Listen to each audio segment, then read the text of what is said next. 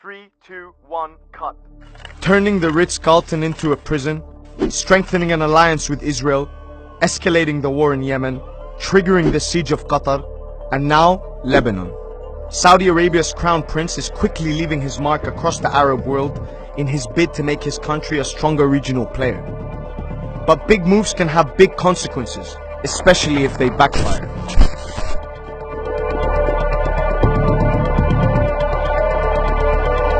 Mohammed bin Salman's war in Yemen isn't going as planned. Nearly 3 years in, the aerial bombardment has brought about the world's largest humanitarian crisis in the Arab world's poorest country.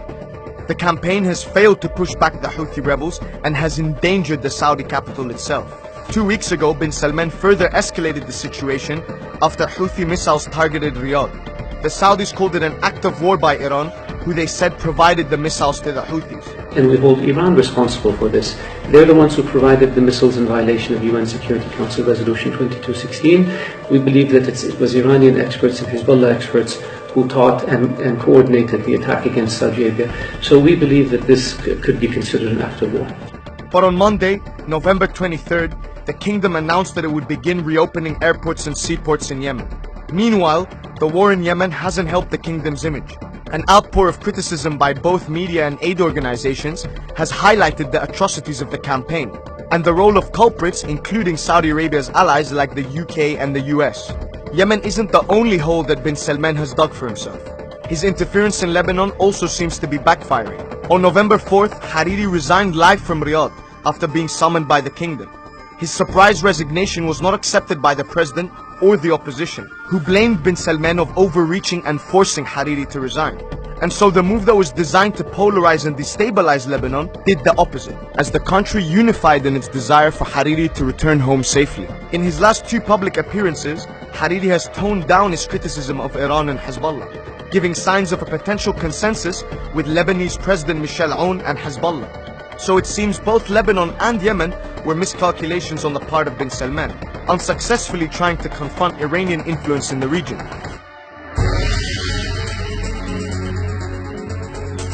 Nearly 7 months after the Saudi-led Arab boycott of Qatar, cutting off Doha has not achieved the desired results. Demands such as shutting down Al Jazeera were not accepted, with Qatar determined to maintain its sovereignty. Have they underestimated you? I think they underestimated the Qatari people. So you're not going to shut down Al Jazeera? No, we're not going to shut down Al Jazeera. Our sovereignty is a red line. We don't accept anybody interfering in our sovereignty.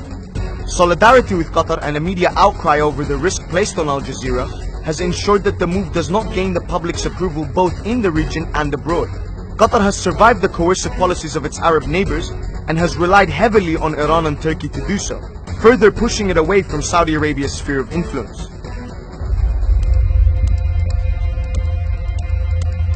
Since Trump's visit to Riyadh in June 2017, it appears a strong alliance has been forged between bin Salman, the US president, and his son-in-law Jared Kushner. Trump expressed his support for the campaign against Qatar, as well as bin Salman's royal shakeup. But with Secretary of State Rex Tillerson acting as a check and balance on Trump's foreign policy initiatives, it seems that bin Salman has over-relied on his friends in the White House. Bin Salman has also warmed up to Israel, with both countries finding a lot of common ground in countering Iran, Hezbollah, Hamas, Qatar, and Al Jazeera. However, normalizing relations with Tel Aviv can, for one, delegitimize Saudi Arabia's position as a leader of the Arab and Muslim world, especially with the ongoing Israeli occupation and human rights abuses committed against Palestinians. It used to be said if you make peace with the Palestinians, you'll make peace with the rest of the Arab world.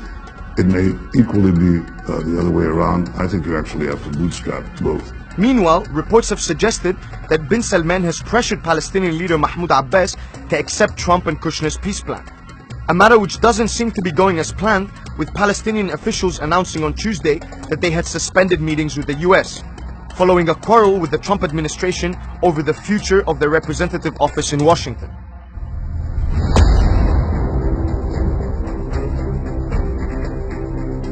Bin Salman has attempted to change Saudi Arabia's role in the region, from a petrodollar economic hegemony into a political and military power. Witnessing Iran's regional rise in Iraq, Syria, Yemen, and Lebanon, he desires to establish himself as a strongman from the Mediterranean to the Gulf.